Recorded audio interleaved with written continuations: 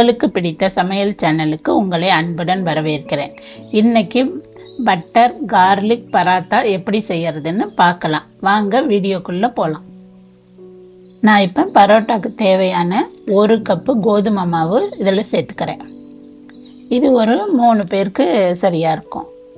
இந்த அளவு நான் போட்டிருக்கேன்.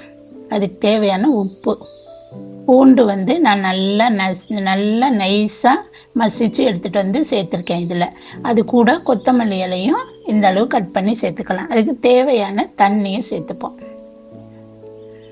இப்போ அதை கொஞ்சம் கொஞ்சமாக நீங்கள் தண்ணி சேர்த்து நல்லா அப்படி இதில் கரண்டியில் நான் கலக்கிறேன். நீங்கள் விஸ்கு கூட வச்சு நல்லா கலக்குங்க.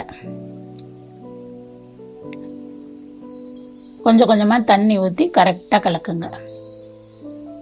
ரொம்ப தண்ணி ஊற்றிட்டா நல்லா இருக்காது, அதனால கொஞ்சம் கொஞ்சமாக சேர்த்துக்கலாம்.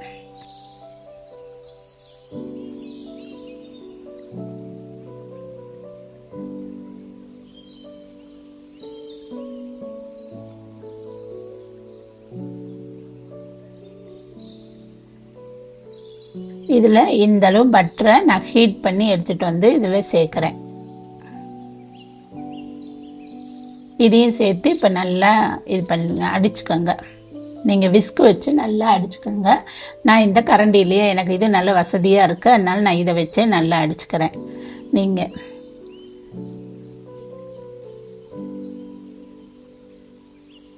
சில்லி ஃப்ளேக்ஸ் வேணுனாலும் நீங்கள் வேணால் இதில் சேர்த்துக்கோங்க. நான் சேர்க்கலை. இது இந்த அளவு சரியாக இருக்கும். நம்ம இந்த இட்லி மாவு அளவு அந்த இதுக்கு அடிச்சுக்கிட்டிங்கன்னா சரியாக இருக்கும். இது எவ்வளோ அடிக்கிறீங்களோ அவ்வளோ சாஃப்டாக இருக்கும். நீங்கள் அடித்து ஒரு 1/2 hour மூடி வச்சுடுங்க. இப்போ அடுப்பில் ஒரு கடாய் வச்சு நல்லா ஹீட் ஆனதும் இந்த மாதிரி கொஞ்சமாக மாவு வச்சு இப்படி இது பண்ணி விடுங்க. ரொம்ப மெல்லிசும் வேண்டாம், ரொம்ப மொத்தமாகவும் வேண்டாம். இந்த அளவுக்கு இது பண்ணாக்கா சரியாக இருக்கும்.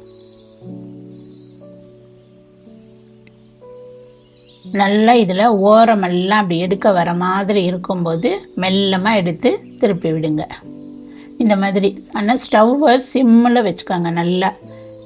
இது பொறுமையாக தான் செஞ்சு எடுக்க முடியும், அதனால கொஞ்சம் பொறுமையாக செய்யுங்க. அப்போ நல்ல சாஃப்டாக இருக்கும், நல்ல டேஸ்ட்டாக இருக்கும். இந்த இது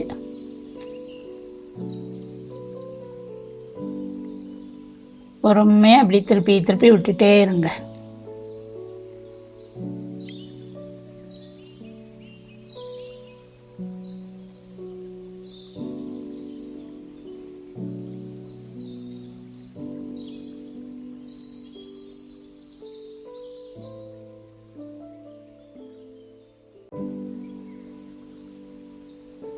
இது மாதிரி நல்லா அமுக்கி விடுங்க. அப்போ தான் நல்லா நமக்கு உப்பி வரும். வேக வேக நல்லா உப்பி வரும். இந்த மாதிரி அமுக்கி விட்டிங்கன்னா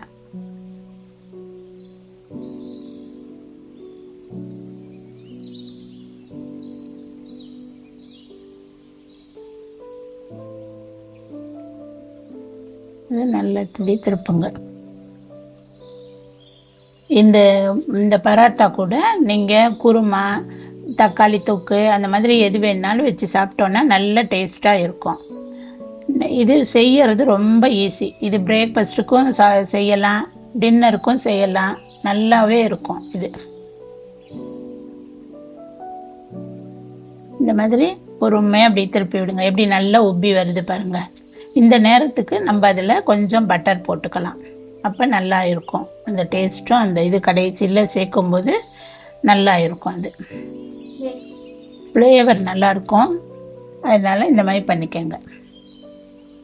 ஒவ்வொரு பரோட்டாக்கும் இப்படி போடும்போது கடைசியில் கொஞ்சம் சேர்த்துக்கோங்க. அப்போ நல்ல டேஸ்ட்டாக இருக்கும்.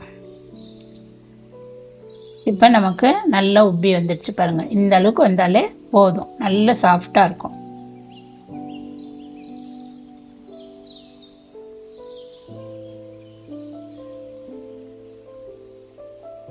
இப்போ ரெடி ஆயிடுச்சு பாருங்கள்.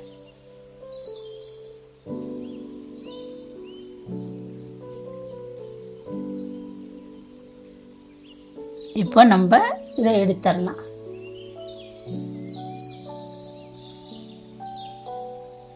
இந்த பரோட்டாவை நான் குருமா வச்சு சர்வ் பண்ணியிருக்கேன்.